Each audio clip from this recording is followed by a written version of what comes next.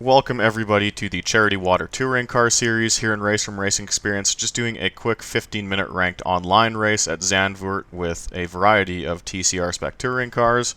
And we're doing this on one of the game's several ranked servers. If you guys aren't aware, a few years back, RaceRoom did attempt to implement their own LO rank style format. It's not as detailed or in-depth as what you'd see in iRacing. There aren't as many car and track combinations to pick from. It really is just an assortment of official servers that you can jump in on, and the game tracks your stats, and you can look at it in a nice menu. But at the end of the day, it's something to do, and it's another platform to race on. And that's really important because not a lot of devs have offered proper support for structured online racing.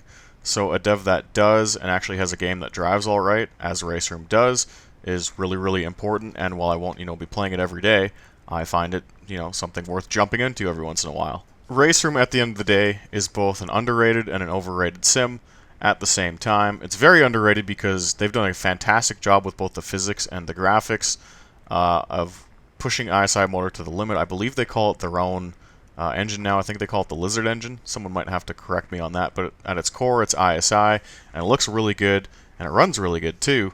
But at the end of the day, it really is just another version of R Factor with slightly better graphics and a slightly different car and track roster, but it's still, with a good group of guys, it's still fun to race, as you can see here. I'm not a big touring car guy. I race front-wheel drive cars in real life, but I cannot stomach them in a racing sim, so I figured I would just jump in with no practice into this lobby and mess around and see if any of my skills transferred over, and I was really pleasantly surprised that these cars drove awesome. Again, I do not touch touring cars. I buy them just because I have OCD and, I'm a completionist when it comes to sim racing content. I will buy shit that I never drive just to support the devs and just to have everything for a rainy day. Today is that rainy day, and I'm really happy with what Sector 3 has done with these cars. All of my experience driving my J-Body mini stock on both asphalt as well as dirt has transferred over one-to-one, and I just felt perfectly at home. And it's very rare that happens in a sim. Usually when you jump into something like AC, you have to deal with the kind of sluggish direction changes in some cars. With iRacing, obviously, you have to underdrive stuff a bunch to avoid nuking the tires. RaceRoom, it felt like I jumped in, and I'm just like, this is what my car handles like. And it just instantly, a lot of the muscle memory from this past summer took over, and I was driving the car at 100% right away. So fantastic job to Sector 3. These guys are good shit. And that's actually reflected outside my front windshield here, despite the black car, I think, drives on the grass because he's a bit of a jabroni here. Usually in front-wheel drive cars, even if people's skill level is all over the place, just because the handling dynamics of the cars and the fact that you have to constantly worry about overdriving the front tires, everyone stays bunched up anyway, and there's very little disparity between driving styles. It's hard to pull away from people. It really is NASCAR speedway racing, but on road courses. And that's basically reflected here. I qualified on pole, but I just have terrible starts and fell back to 4th for turn 1. And I have to work to get around people who are obviously slower than me, which is a hallmark of like entry-level front-wheel drive racing. Even though these cars, I think, put down anywhere between 350 and 450 horsepower, just the struggle of having to really roll on the throttle and be mindful about the kind of power understeer that occurs in front-wheel drive cars, that kind of neutralizes the playing field a bit, and it's just really nice to see that, the three of us, for most of this race, ran under a blanket. So what exactly has Sector 3 done right with RaceRoom as of December 2021? A couple things. First of all, the UI is awesome. They've gone through a ton of different UI redesigns, stemming from the ugly green orb back in 2013. The UI right now is perfect. Please don't change it. Second, the force feedback is really underrated in this game. It's nice and dampened. I do run a Logitech G29 because I'm a basic bitch. And a lot of different racing sims, if you don't really put the time in to adjust your force feedback, the G29 does the trademark Logitech rattle, and it just feels really cheap, and you can feel some of the plastic internals inside just getting shook to all hell. RaceRoom, by comparison, feels nice and dampened. So the wheel is just really comfortable in your hands all the time, and it doesn't make any of the annoying shakes and rattles that you'll see in some other games, especially if you run lower-end equipment. Third, and this is probably the biggest thing that I noticed driving these cars, and it's what allowed me to be quick, is it really gets the tripoding effect of front-wheel drive cars down absolutely perfect.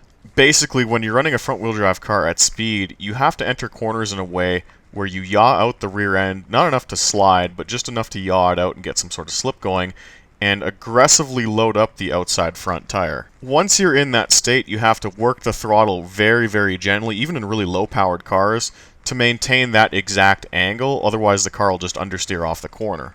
It was crazy how quick I was able to achieve this and do it consistently in RaceRoom without really having touched these cars before. And like, it was just as fast as it should have been, and it was just as effective as it should have been.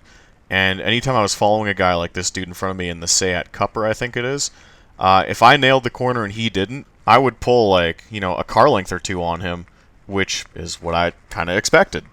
Now, don't get me wrong, front-wheel drive cars absolutely fucking suck to drive, and I don't recommend you buying these cars because they're just not fun in sim racing. But all the little nuances you learn racing front-wheel drive cars in real life are just here, and they're perfect.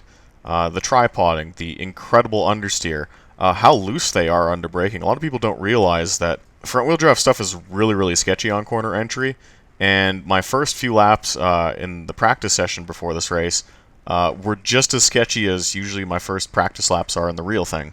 So in that situation, you just back up your braking points a ton and shift your brake curvature so you kind of gently roll on it as you enter the braking zone, and it just fixed everything, and that's how it works in real life too. Anyway, we are halfway through the race, having a great little battle with this hatchback in front of me. I'm sorry, sir, but I don't know your name. I don't have the floating names above cars. I don't really look at the leaderboard, and you run a car that isn't sold in North America, so I don't even know what the fuck you're driving. And this is where he ends up throwing the race away. A really tough corner here at Zandvoort at the end of Sector 1, beginning of Sector 2. He gets a little too sideways and scrubs a ton of speed, which is something you don't want to do in these cars. And that sets up a really nice crossover move. I do give him a bit more room than I probably should have. I'm an asshole. I like pinching people to the outside because it's funny. But he is going to give me the spot, and we're just going to check out from him. Because one thing you should never do is give me clean air. So I'll rip a big fat skid in front of him and use that to power out of the corner and slowly take him to Gapsville. Looks like he's going to try and counter going into the kink section, but I'll just have to outbrake him a tad. And there we go. He's able to get to my bumper, but it's not enough, and he kind of overdrives the entry. I'll park it in the corner because I'm a big asshole, so he has to lift and be like, what the fuck is Austin doing? And that gives us a 3 or 4 car length lead that we're actually going to keep until the end of the race. Again, I don't want to waste your guys' time and make you sit through a whole race session, so we will take the checkered flag at the line and skip the final 6 minutes of me driving in isolation. But yeah, glad I decided to jump in and do this race. They did a great job with the FWD cars. I'm not actually sure which particular pack I'm using in this race, because they allowed you to run 4 or 5 different seasons of cars all in the same server, but I do know I was driving the Audi RS3, as you can see pictured. And it was just fun. I mean, it's a shame that I'm over in North America, so I won't get the big crowds or get to race with the big crowds that usually populate this game during the Euro time slot, but that was a race that I, thoroughly enjoyed doing. And I might run a few more of these because that was fun.